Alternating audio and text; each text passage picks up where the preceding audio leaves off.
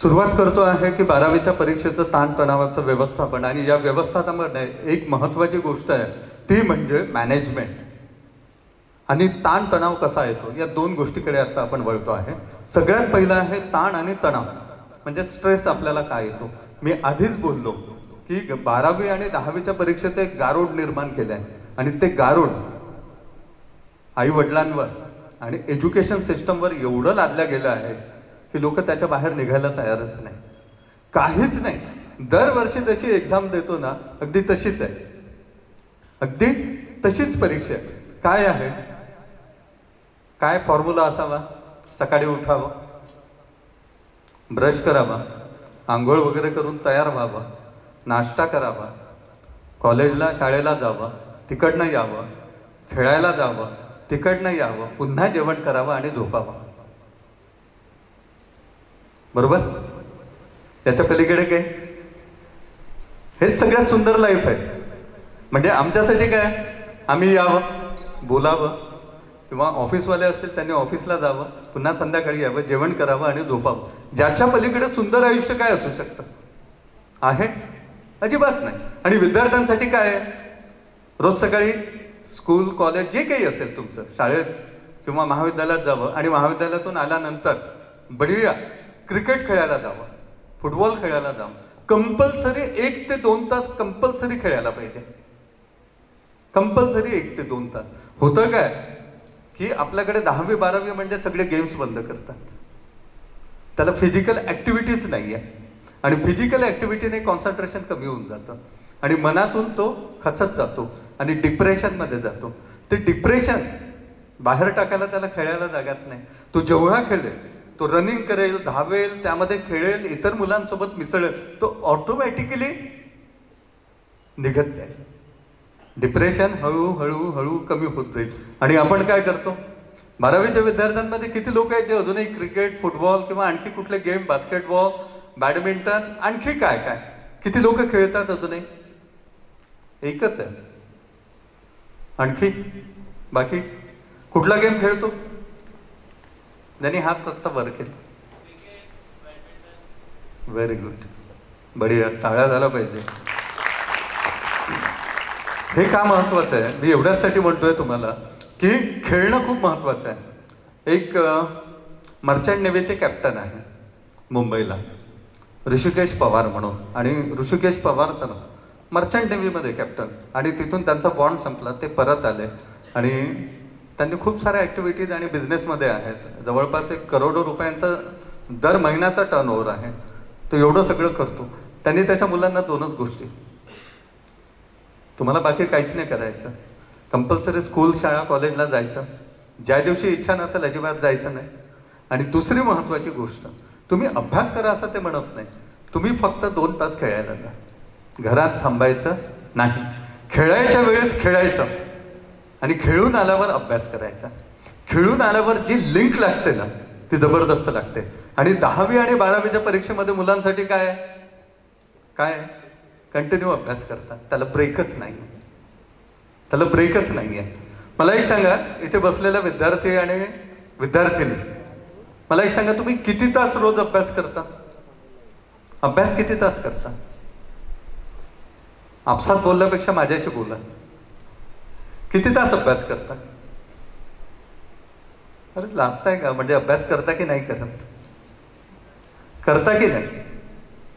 किती तास अभ्यास करता? ब्रेक का हवा आहे? त्याचं कारण असं आहे, समोर अपघात होणार आहे, गाडी स्लो करायची आहे आणि ब्रेक मारायचा, थांबायचं आहे, स्पीड ब्रेकर आला, थांबायचं आहे, सिग्नल लागला, रेड सिग्नल लागला, थांबायचं आहे. आणि फक्त हा ब्रेक कोण घेत नाही? हा ब्रेक कोण घेत नाही? आई नावाची जी गोष्ट आहे ना, आई संपूर्ण आयुष्यामध्ये एकदाही ब्रेक घेत नाही. आई अजिबात ब्रेक घेत नाही.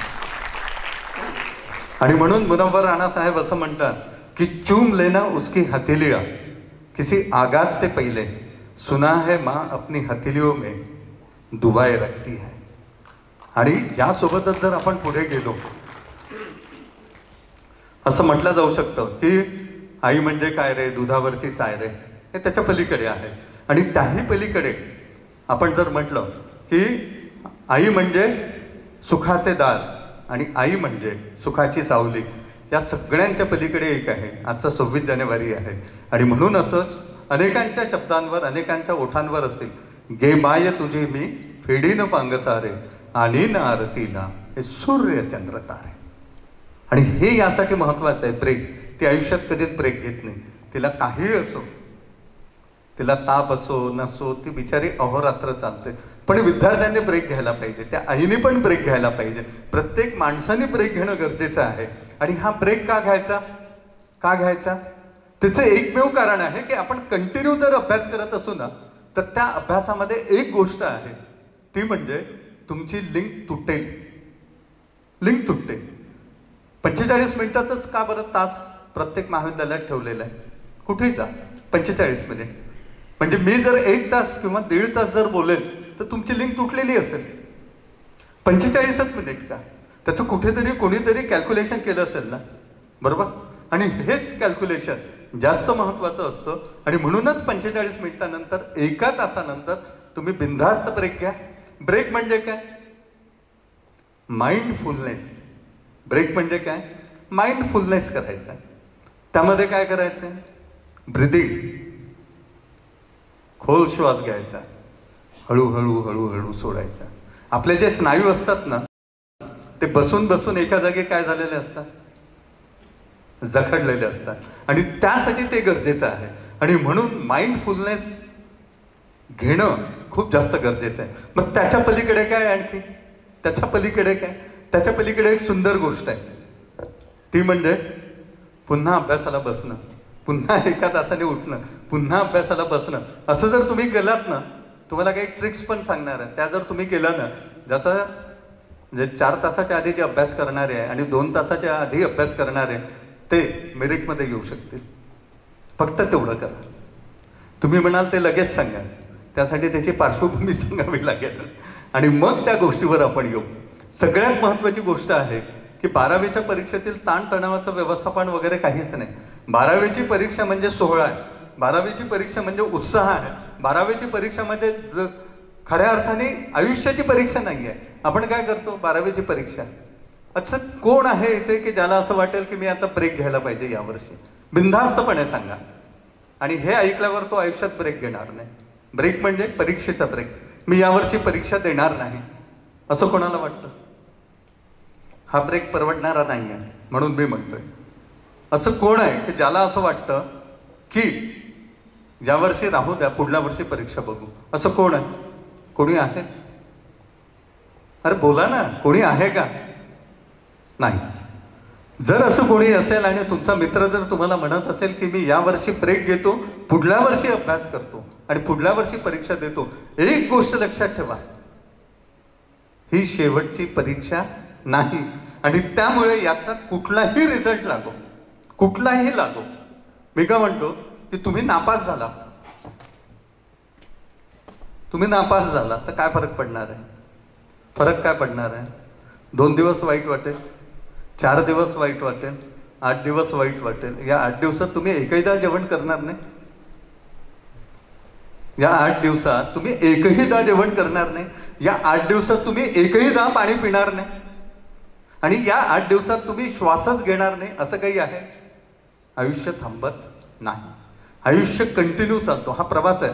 आणि हे आयुष्य चालतं म्हणून अनेक लोक काय करतात की 12वीच्या परीक्षेत फेल झालो, आता मी काय करू, कसं करू, जसं काही त्याचं पूर्ण आयुष्य संपलं असं त्याला वाटतं. आणि याच वेळेस सुरुवात होते ज्यावेळेस माणसाला असं वाटतं की मी सगळं हरलोय.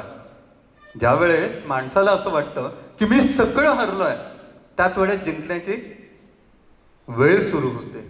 आणि म्हणून असं म्हटलं जातं की तो म्हणाला तू इथे हरला कसा? तो म्हणाला की तू इथे हरला कसा? विचारा त्याला मी लढलो कसा? लढणं महत्वाचं आहे. प्रत्येकाने परीक्षा देणं गरजेचं आहे. असं जर कुणाच्या मनात असेल ना, बिनधास्तच काढून टाका. सुरुवात करा, लढायला सुरुवात करा. आणि होतं काय, जोपर्यंत आपण लढणार नाही आणि आपल्या हाती तलवारच घेणार नाही. आता तलवार घ्यायची वेळ आहे. शिवाजी महाराजांच्या वेळेस तलवार होती, भाले होते. आता ते AK-56 आहे. हो ना, स्ट्रेन गन आहे, धडाधड धडाधड धडाधड सुरू करायचं आणि मग हा पेपर कसा सॉल्व्ह करायचा ते पण आपण बघणार आहोत. हे सगळं करताना एक गोष्ट आपण लक्षात घेतली का, तुम्ही 12वीच नाही 10वीच नाही, आयुष्यातल्या कुठल्याही परीक्षेमध्ये जा, एक तंत्र लक्षात घ्या, never give up. Never give up. सोडायचं नाही, सोडायचंच नाही, काही असो. चला, 12वीच्या परीक्षेमध्ये एक गोष्ट महत्वाची आहे, ती म्हणजे सायकोलॉजिकल इफेक्ट काढून टाका. बिनधास्त 2 तास खेळा आणि टाइम टेबल तयार करा. सगळ्यात पहिले टाइम टेबल आपला हा पाहिजे की आपण किती तास खेळणार, किती तास जेवणार. सवय काय, टीव्ही लावायचं, मग जेवायचं ताट घ्यायचं आणि मग तारक मेहता, वागले की दुनिया किंवा अजून काही जे काही असतील, एखादा चित्रपट, आणि मग ते जेवणासोबत तो चित्रपट आतमध्ये जातो, जेवणासोबत प्रत्येक घासासोबत त्या सगळ्या गोष्टी आतमध्ये जातात आणि ते सगळं आपण खातो आणि ते सगळं आपण जगतो. आणि म्हणून प्रश्न आहे की आपण नेमकं काय करायचं. टाइम टेबल मस्ट आहे. तुमच्या वेळेची मर्यादाच तुम्हाला घालावी लागेल. 24 तास सगळ्यांकडे आहे, पालकांसाठी, इतर सगळ्यांसाठी आहे, माझ्यासाठी, तुमच्यासाठी आहे. 24 तास सगळ्यांसाठी आहे, माझ्यासाठी 24 तास आहे. म्हणून मी अंबानी झालो, मलाही 24 तास आणि अंबानीलाही 24 तास आहे, बरोबर. मलाही 24 तास आहे आणि नरेंद्र मोदींकडेही 24 तास आहे, म्हणून मी पंतप्रधान झालो. 24 तास बसलेल्या सगळ्यांना आहे आणि म्हणून एक मेरिटमध्ये येतो आणि दुसरा काठावर पास होतो. मेरिटमध्ये असणाऱ्या विद्यार्थ्यालाही 24 तास दिले आणि तुम्हालाही 24 तास दिलेला, हा विचार जर आपण करणार नाही तर आयुष्यामध्ये टाइम टेबल नावाची गोष्ट जर आपण तयार केली नाही ना, तर आयुष्याचा टाइम टेबल व्हायला वेळ लागणार नाही. मी रोज म्हणतो की सकाळी वॉकिंगला जाईल, रोज म्हणतो. सकाळी जागे ते अलार्म वाजतं, 5 वाजले, 6 वाजता जाऊया. 6चा अलार्म वाजतो, 15 मिनिटांनी जाऊ, मग पुन्हा 6:15च्या ऐवजी 6:30ला उठतो. राहू द्या, उद्यापासून स्टार्ट करू. हा जो उद्या आहे ना, हा आयुष्यात कधीच येत नाही. हा जो उद्या आहे हा आयुष्यात कधीच येत नाही. आणि म्हणून आजपासून, आत्तापासून, या क्षणापासून अभ्यास करावा लागेल आणि या क्षणापासून अभ्यास केला तरच खऱ्या अर्थाने आपण समोर जाऊ शकणार आहोत. आणि म्हणून प्रत्येक क्षण महत्वाचा आहे. यावर्षी 11वी 12वी, कारण क्लासेस 11वीला स्टार्ट होतात. आम्ही 2 वर्ष विथ फॅमिली तिथे राहायला येणार आहे, आम्हाला फ्लॅट हवा. आई वडील बघा, त्या मुलासाठी ते पूर्ण शिफ्ट करतात. डॉक्टर असल्यामुळे त्यांचं प्रोफेशन इथे बसणे आणि तिथे बसणे दोन्ही ठिकाणी सारखं आहे. लॉयर दोन्ही ठिकाणी काम करू शकतात, आर्टिस्ट कुठेही काम करू शकतात, बरोबर आहे. हे जे प्रोफेशन्स आहेत ते कुठेही काम करू शकतात. आणि म्हणून आई वडिलांची जी क्षमता असते, आई वडिलांचं जे विचार करण्याची पद्धत आहे ती खरंच महत्वाची आहे. म्हणून मी सुरुवातीलाच म्हणालो की मुलांपेक्षा आई वडिलांना स्ट्रेस जास्त आहे. वडील कदाचित सांगत नसतील पण सगळ्यात जास्त स्ट्रेस ते घेतात. आई किमान बोलून मोकळी होईल एक वेळ, पण तो स्ट्रेस जास्त असतो. आणि याच्याही पलीकडे विद्यार्थी, कित्येक विद्यार्थी मनसोक्तपणे बोलतात आणि कित्येक विद्यार्थी अजिबात बोलत नाही. आणि म्हणून पालकांना विनंती आहे की त्यांनी जो टाइम टेबल तयार केला आहे ना, त्या टाइम टेबल नुसार ते करतात की नाही याच्यावर लक्ष ठेवण्याचं काम पालकांचं आहे. आणि पालकांनी तसं वातावरण घरी निर्माण करण्याची गरज आहे. म्हणजे काय, सुरुवात सकाळी उठला, अजून उठलाच नाही, किती वेळ झाला, त्याच्यावर रागावणं सुरुवात होऊन जातं, बरोबर आहे. एका लिमिट नंतर ठीक आहे, पण तो जर रात्री 3 वाजेपर्यंत जागला असेल तर त्याला किमान झोप गरजेची आहे. आणि आता इथे बसलेल्या सगळ्या विद्यार्थ्यांमध्ये मी 99% विद्यार्थी सकाळी उठून अभ्यास करणारे नाहीत. आणि म्हणून पालकांची काय काळजी घेण्याची गरज आहे. सर्वात पहिले वातावरण निर्मिती. मुलगा 12वीला आहे म्हणून सुस्थितीत, सुव्यवस्थित एक उत्तम वातावरण घरात ठेवावं.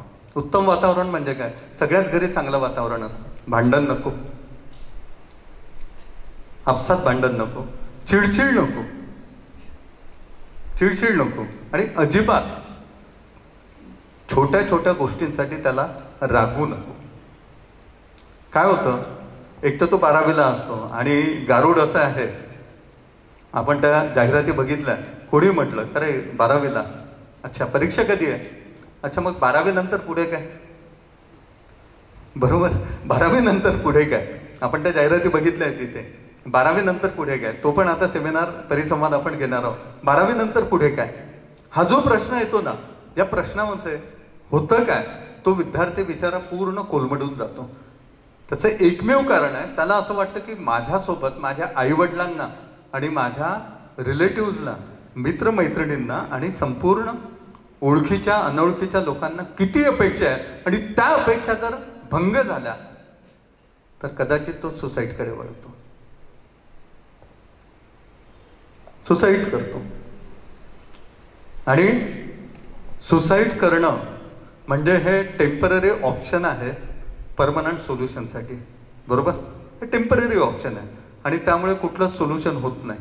आणि असं जे होतं ना, म्हणजे सुसाईड करणं, मग तो त्याच्या डोक्यात सुरू होतो आणि तो कोणासोबत बोलत नाही, तो त्याच्या तंद्रीमध्ये असतो आणि अचानकपणे एखादं टोकाचं पाऊल घेतो. म्हणून पालकांना विनंती आहे, मस्त हसत खेळत वातावरण ठेवा आणि बढिया चांगल्या पद्धतीने आपण काम करा.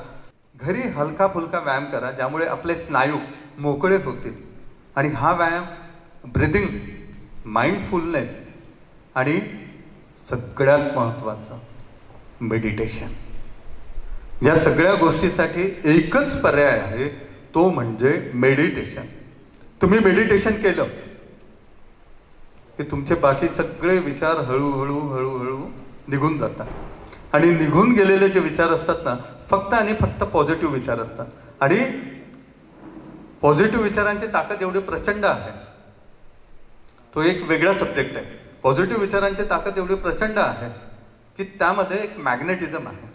तुम्ही पॉझिटिव्ह असाल आणि प्रचंड पॉझिटिव्ह तुमची इच्छाशक्ती असेल, तुम्ही कुठलीही गोष्ट सांगा, ती तुमच्यापर्यंत नाही आली तर मला म्हणा. प्रचंड ताकद आहे पॉझिटिव्हची. एखादी गोष्ट जर तुम्हाला पाहिजे असेल ना, तुम्ही प्रचंड पॉझिटिव्ह आहे आणि त्यानुसार जर त्या गोष्टीसाठी तुम्ही प्रयत्न करत असाल, 101% तुमच्याकडे येईल. त्याचं कारण असं आहे, मॅग्नेटिझम आहे. विद्यार्थ्यांसाठी एवढंच आहे की तुम्ही एवढंच ठरवा की मला माझे 12वीचे पेपर एकदम व्यवस्थित गेलेले आहे, चांगले गेले, उत्तम गेले आणि मला एवढे पर्सेंटेज मिळाले. तुम्ही जेवढे पर्सेंटेज मार्क कराल ना, तेवढं मी जेवढे पर्सेंटेज समोर लिहाल भिंतीवर, चार्टवर, जेवढे, त्याच्यापेक्षा 8% जास्तच मिळेल, 10% जास्त मिळेल. याचा अनुभव मी कित्येक वेळा घेतोय. ज्यासाठी काहीच नाही, अफर्मेशन, मेडिटेशन, हे छोट्या छोट्या गोष्टी आहे. मी बसल्या बसल्या माझं अफर्मेशन चालू राहतं, कोणाला काय कळतं मी काय मनातल्या मनात काय सुरू आहे. ऑटोमॅटिक दुसरे विचार निघून जातात. तुम्हाला काय वाटतं की माझ्या मनात येत नाही, अनेक निगेटिव्ह विचार येत नाही.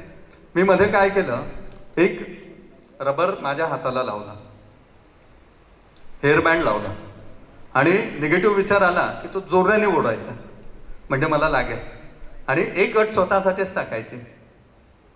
निगेटिव्ह विचार आला म्हणजे मला असं वाटलं की मी आता माझी कार काढली आणि ऍक्सिडेंट झाला तर, विद्यार्थ्यांच्या मनामध्ये की मी आता परीक्षा दिली आणि मी पास नाही झालो तर, मला मार्क्स कमी मिळाले नाही, मी इंजिनिअरिंगला नाही गेलो तर, किंवा मी मेडिकलला ऍडमिशन नाही मिळाली तर, असंख्य प्रश्नांचे उत्तर एकच आहे, तो हेअरबँड.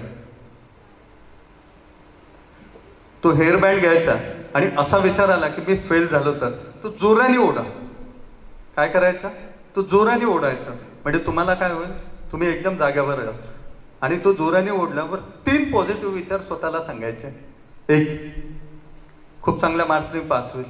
दुसरा, तुम्हाला जिथे ऍडमिशन पाहिजे तिथे मिळेल. आणि तिसरं, तुम्हाला ज्या कॉलेजमध्ये पाहिजे ना त्या कॉलेजमध्ये ऍडमिशन मिळेल. माझा शब्द आहे, लिहून घ्या. मी सांगतो तेवढं जर केलं ना, तुम्ही त्याच कॉलेजमध्ये जा. 100% त्याच कॉलेजमध्ये जा. एवढी पॉझिटिव्ह थिंकिंगची ताकद आहे. आणि याही पेक्षा महत्वाचं काय, मॅग्नेटिझम आहे. इथे बसलेला प्रत्येक माणूस मॅग्नेटिझम आहे, बरोबर आहे. यामध्ये काय होतं, 2 गोष्टी, 2 समान चीजें एक दूसरे को आकर्षित करती हैं. 2 समान चीजें एक दूसरे को आकर्षित करते हैं. म्हणजे काय, मॅग्नेटिझम आहे. इथे काय होतं, विद्यार्थ्यांमध्ये पहा, 2 विद्यार्थी असेल तर अभ्यास करत नाही, बरोबर ना? ते दोघं बरोबर मित्र होतात, सिनेमा पाहायला जातात, इकडे तिकडे फिरायला जातात, अभ्यास सोडून सगळ्या गोष्टी करतात. आणि 3 हुशार विद्यार्थी एकमेकांसोबत नोट्स शेअर करतात, चर्चा करतात. हा जो प्रघात आहे ना, हे काय होतं, बरोबर? निगेटिव्ह निगेटिव्ह, पॉझिटिव्ह पॉझिटिव्ह, बरोबर? समान चीजें समान चीजों को आकर्षित करते. समान चीजें तुम्ही स्वतःच्या आणि इतरांच्या आयुष्यामध्ये बघा. एखादा खूप गुंड असेल तर तो गुंडालाच पकडेल. एखादा खूप चांगला, सात्विक आणि चांगला विचार करणारा माणूस असेल ना, तो त्याच लोकांपर्यंत पोहोचेल. मी यासाठी एक नेहमी उदाहरण देतो. म्हणजे असं असतं, समान चीजें समान चीजों को कैसे आकर्षित करते. एखादा खूप दारू पिणारा आहे आणि व्यसनी माणूस आहे. हे उदाहरण एवढ्याचसाठी की हे लगेच क्लिक होईल. त्याला कुठल्याही शहरात नाही, कुठल्याही शहरात, जे तुम्हालाही माहित नाही, मलाही माहित नाही, त्याला सोबत घेऊन जा आणि ठेवा. तो बरोबर एखादा तसाच पकडेल आणि ते दुकान शोधून काढेल. बरोबर बरोबर ना? आणि याच पद्धतीने परीक्षेसाठी आहे. ज्याला अभ्यास करायचा ना, तो बरोबर नोट्स आणेल, बरोबर क्लासेस अटेंड करेल, त्याचं प्लॅनिंग करेल आणि त्या पद्धतीने अभ्यास करेल. त्यासाठी काय करायचं, एक हेअर बँड प्रत्येकाने हातामध्ये लावायचा. वाईट विचार आला, हा पेपर, हा अभ्यास झाला नाही, पटकन ओढायचा, तुम्हाला लागेल. आणि 10 वेळा म्हणायचं, हा अभ्यास झालेला आहे, हा अभ्यास झालेला आहे. जेव्हा तुम्ही पॉझिटिव्हली त्याविषयी बोलता ना, त्यावेळेस 100%, म्हणजे 10% तुम्ही म्हणाल ना, त्यापेक्षा 100% तुमचा मेंदू आणि ते जे वर्तन आहे, म्हणजे हा ब्रह्मांड जो आहे, युनिव्हर्स आहे, हा युनिव्हर्स तुम्हाला देण्यासाठी बसलेला आहे. इथे युनिव्हर्स देण्यासाठी बसलेला आहे, पण आपली झोळी फाटलेली आहे, आपण घेऊ शकत नाही. याचं एकमेव कारण आहे, आपण मेडिटेशन करत नाही. मस्ट आहे, मेडिटेशन करणं मस्ट आहे. मध्ये मी एक प्रयोग केला. मी सकाळी 4:30ला उठायचो, ज्याला आपण ब्रह्ममुहूर्त म्हणतो, बरोबर आहे? गरज नाही 4:30 वाजता, तुम्ही उठलात तो ब्रह्ममुहूर्त आहे असं मी म्हणतो. पण सकाळी का, सगळे लोक झोपलेले असतात, फक्त पॉझिटिव्ह लोक जागे असतात. सगळे झोपलेले असतात, फक्त आणि फक्त पॉझिटिव्ह लोकच जागे असतात. म्हणून ती वेळ महत्वाची, ब्रह्ममुहूर्त. त्याच्या मागे बाकी कुठलंही कारण नाही. सायंटिफिक रिझन हे आहे की त्यावेळेस फक्त आणि फक्त विचार करणारे, प्रार्थना करणारे आणि मेडिटेशन करणारे जागे असतात, बरोबर? म्हणून यावेळेस सगळे घरचे म्हणतात, अरे सकाळी उठून अभ्यास कर, सकाळी उठून कर. ते करत नाही, कारण सवय आहे रात्री अभ्यास करायची. मग हेअर बँड लावला, आणि हेअर बँड लावल्यानंतर आपण ओढायचा आणि त्याला 3 ऑप्शन द्यायचे. माझा फिजिक्सचा पेपर खूप चांगला गेला, माझा फिजिक्सचा पेपर खूप चांगला गेला. पहिलं, मला फिजिक्समध्ये 98% मिळाले, मला फिजिक्समध्ये 98 मार्क्स मिळाले. आणि फिजिक्सच्या प्रॅक्टिकलमध्ये मला आउट ऑफ मार्क्स मिळाले. 100% मार्क्स झाले, प्रॅक्टिकल क्लिअर आणि पेपर क्लिअर. ओके, आता त्याच्या समोर जाऊयात. मेडिटेशनने फायदा काय होणार आहे? मेडिटेशनने सगळे निगेटिव्ह थॉट्स निघून जातील. मेडिटेशन किती वेळ करायचं? 5 ते 10 मिनिट. अभ्यासाच्या आधी, बसायच्या आधी मेडिटेशन करा. तुम्ही जे फिरून आलेले असतात, 10 लोकांशी बोलून आलेले असतात, अनेक लोकांशी वार्तालाप करतात, अनेक लोक निगेटिव्ह बोलतात. तुम्ही दुसऱ्याला पॉझिटिव्ह थोडी करू शकता ना, तुम्ही स्वतःला पॉझिटिव्ह करू शकता. आणि म्हणूनच तथागत गौतम बुद्धांचा एक सुंदर थॉट आहे. ते असं म्हणतात की तुमच्यामध्ये बदल झाला असेल ना, हे तुम्हाला आधी कळत नाही, लोकांना कळतं तुमच्यामध्ये काय बदल झालाय. तुम्हाला नाही कळत, लोकांना कळतं की तुमच्यामध्ये काय बदल झालाय. आणि याच्या पलीकडे एक गोष्ट आहे, ती म्हणजे तुम्ही जर चांगला अभ्यास केला ना, ते तुम्हाला सांगायची गरज नाही, घरच्यांना कळतं अभ्यास झालेला आहे. ते चेहऱ्यावर दिसतं, तो कॉन्फिडन्स दिसतो. आणि तो कॉन्फिडन्स नसतो ना, म्हणून प्रॉब्लेम येतो, बरोबर? इच्छाशक्ती महत्वाची आहे, विल पॉवर महत्वाची आहे. आणि याही पलीकडे एक गोष्ट आहे, ती म्हणजे समान चीजें समान चीजों को आकर्षित करते है. यासाठी एक छोटीशी एक ट्रिक सांगतो सगळ्यांना. तुम्ही येलो कलरची ड्रॉइंग शीट विकत घेऊ शकता, येलो कलरची ड्रॉइंग शीट प्रत्येकाने विकत घ्या, करून बघा, फायदा होईल नाही तर नाही होईल. हे की चुकीचं नाही, सायन्स आहे याच्या मागे. सगळ्यांनी येलो कलरचा कागद म्हणजे ड्रॉइंग शीट विकत घ्या. तुम्हाला वाटेल तर पूर्ण कागद ठेवा, नाही वाटेल तर अर्धा करा, पाव करा. त्यावर तुमचे जेवढे सब्जेक्ट आहे, ज्या सब्जेक्टची भीती वाटते, येलो पेजवर, येलो पेपरवर रेड रिफिलने लिहायचं, रेड पेनने लिहायचं. येलो आणि रेड का? येलो पेपर माइंडला लगेच क्लिक होतो. रेड कलर येलो पेपरवर किंवा येलो पेपरवर हा रेड कलर तुम्हाला माइंडला क्लिक करून देतो. ह्याची ऍक्शन होते आणि त्यामुळं मोस्टली अफर्मेशन, जेवढे अफर्मेशन करणारे आहेत, लिहिणारे आहेत, येलो पेज रेड रिफिल. अफर्मेशनचे असे मोठमोठे गोलबुक असतात, गोलबुक येतं, अफर्मेशनचे पेज असतात एवढं मोठं बुक, आणि त्याच्यावर रोज लिहायचं. तुमचं एकच अफर्मेशन तुम्ही 21 दिवस कंटिन्यू लिहा, तुम्हाला फायदा होईल. मी तुम्हाला सांगतो, मधल्या काळामध्ये माझे 2-3 लोन्स होते, कार लोन, होम लोन, मुलासाठी गाडीचं लोन, अनेक लोन. मी थोडं त्रासलो, म्हणजे फायनान्शियल मॅनेजमेंट थोडं माझं ढासळलं आणि मी लिहिलं नाही. मी फक्त एकचदा लिहिलं, या महिन्यात हे लोन क्लिअर, या महिन्यात हे लोन क्लिअर. आणि मनातल्या मनात अफर्मेशन सुरू करतो, 2 लोन क्लिअर, 2 लोन क्लिअर. एक लोन एवढं मोठं आहे की त्याला वेळ लागेल क्लिअर व्हायला, पण त्याची लास्ट डेट आहे मार्च 2026. क्लिअर म्हणजे क्लिअर, 100% क्लिअर होणार. आणि हा जर आत्मविश्वास ठेवला ना, मी यासाठी म्हणतो तुम्ही लिहा, येलो पेज रेड रिफिलने त्यावर लिहा की तुम्हाला किती पर्सेंटेज पाहिजे, त्यावर लिहा की तुम्हाला कुठल्या कॉलेजमध्ये ऍडमिशन पाहिजे, तुम्हाला कुठल्या फील्डमध्ये जायचंय. हे जेव्हा लिहाल ना आणि वारंवार लिहा, त्याच्याकडे बघाल तर 100% तुम्हाला रिझल्ट मिळेल. तुम्हाला ते खूपदा लिहायची गरज नाहीये. म्हणजे अफर्मेशन असं असतं की लोक टायमर लावतात आणि ते कितीदा म्हटलं जातं. तुम्ही तुमच्या मोबाईलमध्ये स्वतः रेकॉर्ड करा. माझा फिजिक्सचा पेपर खूप चांगला गेला, मला फिजिक्समध्ये 98 मार्क्स मिळाले, मला मॅथमॅटिक्समध्ये 98 मार्क्स मिळाले. ते ऐका, ते ऐकल्याने काय होतं, सबकॉन्शियस माइंडमध्ये जातं. आणि सबकॉन्शियस माइंडला हे कळत नाही ही चांगली गोष्ट आहे की वाईट गोष्ट आहे. म्हणजे सबकॉन्शियस माइंडमध्ये तुम्ही हे जर म्हटलं माझा ऍक्सिडेंट होईल, ऍक्सिडेंट होईल, ऍक्सिडेंट होईल, त्याला काय कळतं सबकॉन्शियस माइंडला, चांगलं किंवा वाईट? चांगले थॉट्स द्या, चांगल्या गोष्टी पोहोचते. सायन्स आहे, याच्या मागे काहीच नाही. म्हणजे एक मध्ये पुस्तक वाचण्यात आलं होतं सबकॉन्शियस माइंड, आणि त्यामध्ये हे होतं आणि त्याचे काही प्रयोग करून पाहिले आणि त्याचे रिझल्ट मी स्वतः केले, म्हणून मी तुम्हाला सांगतो.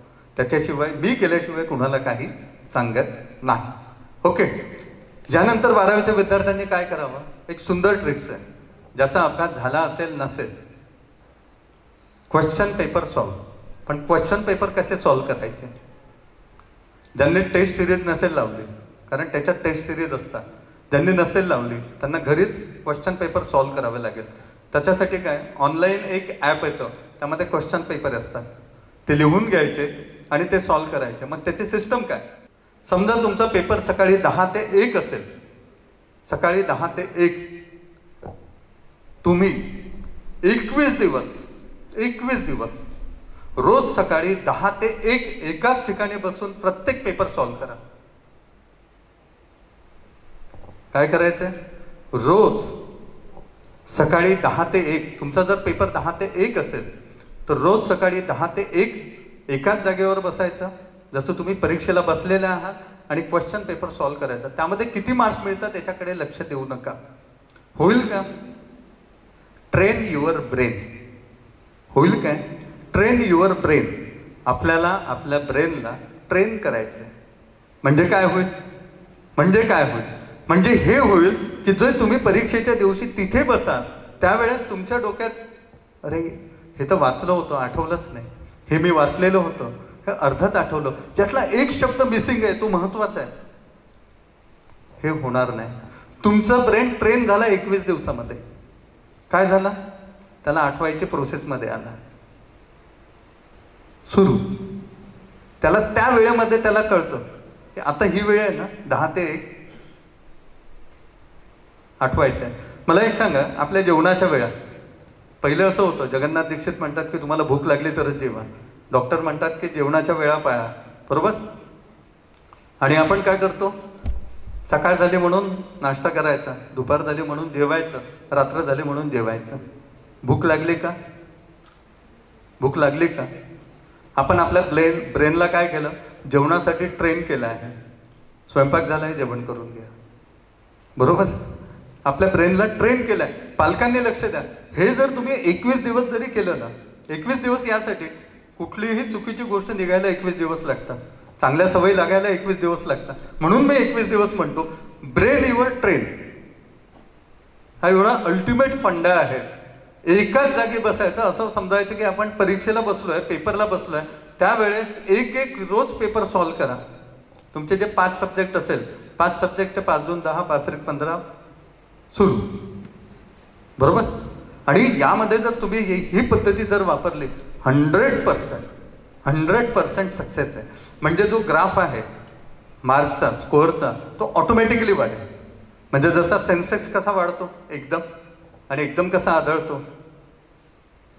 आदळायचं का? नाही, पडायचं नाही, वर जायचं आपल्याला. आणि हळूहळू हळूहळू आपल्या ब्रेनला सवय काय होईल? त्यावेळेस परीक्षेला बसायचं, त्यावेळेस पेपर सॉल्व्ह करायचा. आणि पेपर सॉल्व्ह केल्यामुळे काय होईल? क्वेश्चन त्याचा फॉर्मॅट कळेल, कुठले प्रश्न वारंवार येतात हे पण कळेल, आणि कुठल्या प्रश्नाचं कशा पद्धतीने उत्तर द्यायचं हे पण कळेल. आणि आपला ब्रेन ट्रेन होईल. आणि ट्रेन झालेला ब्रेन कधीच धोका देत नाही. तुम्ही पाहिलं छापखान्यामध्ये तो नंबरिंग टाकतो, बिल वगैरे छापतो ना आपण, बिल बुक, ठक ठक ठक ठक ठक ठक, तो इकडे बोलत राहतो आणि त्याचे हात सुरू राहतात. मोठमोठ्या फॅक्टरीजमध्ये जा, तिथे जे कारागीर काम करतात ना, ते इकडे कितीही चर्चा करू एकमेकांची, पण त्यांचा हात बरोबर तिथेच पडतो. का? Train your brain. ब्रेन जर ट्रेन झाला ना, पूरी कायनात आपको रोक नहीं सकते. पूरी कायनात आपको रोक नहीं सकते. सिर्फ और सिर्फ आपके ब्रेन को ट्रेन करना है. आणि जर तुम्ही ट्रेन केलं तर मी तुम्हाला लिहून देतो, माझा नंबर घ्या आणि मला सांगा, सर तुम्ही सांगितलेला फॉर्म्युला कामात आलेला नाही. 21 दिवस प्रामाणिकपणे पेपर सॉल्व्ह करा. एकाच ठिकाणी बसून घरच्यांना सांगा, आज माझा पेपर आहे, मला मध्ये आवाज द्यायचा नाही. आणि पालकांनीही त्यांना अजिबात सांगायचं नाही, म्हणायचं नाही की हे असं आहे तसं आहे, अरे दूध आणून दे, भाजी आणून दे, बिलकुल नाही. तो त्यांचा पेपरचा वेळ आहे. पेपरच्या वेळेत पेपरच द्यायचा आणि ऑटोमॅटिकली सगळ्या प्रोसेस स्टार्ट होईल. आणि सवय होईल ना, ज्यामध्ये पहिली सवय प्रश्न समजेल, दुसरी सवय वारंवार येणारे प्रश्न समजेल, तिसरी सवय फॉर्मॅट, प्रश्नाची भाषा कळेल. आणि उत्तर काय असतं? उत्तर काय असतं? प्रश्न 100% समजला म्हणजे अर्ध उत्तर तुम्हाला माहित आहे. प्रश्न 100% समजला ना की अर्ध उत्तर माहिती आहे. डॉक्टर्स जे असतात ना, चांगले डॉक्टर्स, ते त्याच्याशी बोलतात. हा काय झालं? तोच सांगतो, सर मला असं झालं. डॉक्टर काहीच बोलत नाही, त्याचं पूर्ण ऐकतात आणि फक्त एक प्रिस्क्रिप्शन हातात देतात. बरोबर? आणि मग लोक म्हणतात डॉक्टरांनी हात पण नाही लावला. अरे तूच सांगितलं तुला काय झालं. बरोबर सर? बरोबर है ना? आणि मग होतं काय? डॉक्टर काहीच नाही, त्याच्या बोलण्यातून त्याची सायकोलॉजी लक्षात घेतात. 2 मिनिटात सायकोलॉजी, तो काय बोलतो. बरोबर आहे? त्याची सायकोलॉजी लक्षात घेतं आणि सायकोलॉजी लक्षात झाली ना तर त्यानुसार त्याला ट्रीटमेंट देतं. आणि अनेक डॉक्टर्स असे, म्हणजे नाशिकमध्ये एक डॉक्टर आहे, तो त्याच्यावर तो लिहितो की असं काहीतरी पॉझिटिव्ह लिहितो पेशंटच्या दृष्टीनं. पेशंटला वाटतं अरे वा, पॉझिटिव्ह लिहिलेलं आहे काहीतरी, है ना, हेल्दी अँड वेल्दी लाईफ. हे जरी तुम्ही लिहिलं, समोरच्याला वाटतं, डॉक्टरांनाही वाटतं की मी हेल्दी आणि वेल्दी व्हावं. करेक्ट? हा जो एक मेसेज जातो ना, तो विद्यार्थ्यांसाठी कामात येतो ना. आपण काय म्हणतो? अरे तू अभ्यास करत नाही. तो खरंच अभ्यास करत नाही. आपण जर असं म्हणा ना, नाही तो अभ्यास करतो, हे थॉट्स त्याच्यापर्यंत पोहोचतात आणि तो अभ्यास करायला लागतो. सायन्स आहे याच्या मागे, कुठलीही अंधश्रद्धा नाही, सायन्स आहे. तुम्ही जे म्हणाल ते होतं. आप जो बोलेगे ना वो हो जाएगा और कोई कायनात आपको रोक नहीं सकते. आणि मी जे म्हणतो ना तेच होतं. मी जे म्हणतो ना तेच होतं. हा जेवढा विश्वास स्वतःवर येईल ना, तेवढ्या ताकदीने तुम्ही काम करायला लागा. 12वीच्या परीक्षेमध्ये 100% पास व्हाल आणि 100% पास झाले की 100% तुम्ही मोठ्या प्रमाणामध्ये यश मिळवा. माझ्या शुभेच्छा तुमच्यासोबत आहे. भरपूर सारे ट्रिक्स आहे, वेळेअभावी सांगत नाही. खूप छोट्या छोट्या गोष्टी आहेत, त्यांनी आपण डेव्हलप करू शकतो, चांगल्या पद्धतीने करू शकतो. खरं म्हणजे या सगळ्या गोष्टी जर आत्मसात केल्या खूप छोट्या छोट्या, तर आपण आपला तणाव याचं व्यवस्थापन करू शकतो. हा सब्जेक्ट खूप मोठा आहे. तुमचे चेहरे पाहून मला असं वाटलं की हा सब्जेक्ट तुम्ही ऐकाल की नाही, म्हणून छोटा आणि वेगळ्या पद्धतीने तुम्हाला दिला. ट्रिक्सवर गेलो, कारण आता गरज आहे. ते बाकी सांगू नका, फक्त नोट्स दे, आम्ही वाचून टाकू. बरोबर. त्यामुळं कसं आहे की फक्त नोट्सचा जमाना आहे, आणि नोट्सचा जमाना असल्या कारणानं लोक त्या पद्धतीने वागतात, त्या पद्धतीने जातात.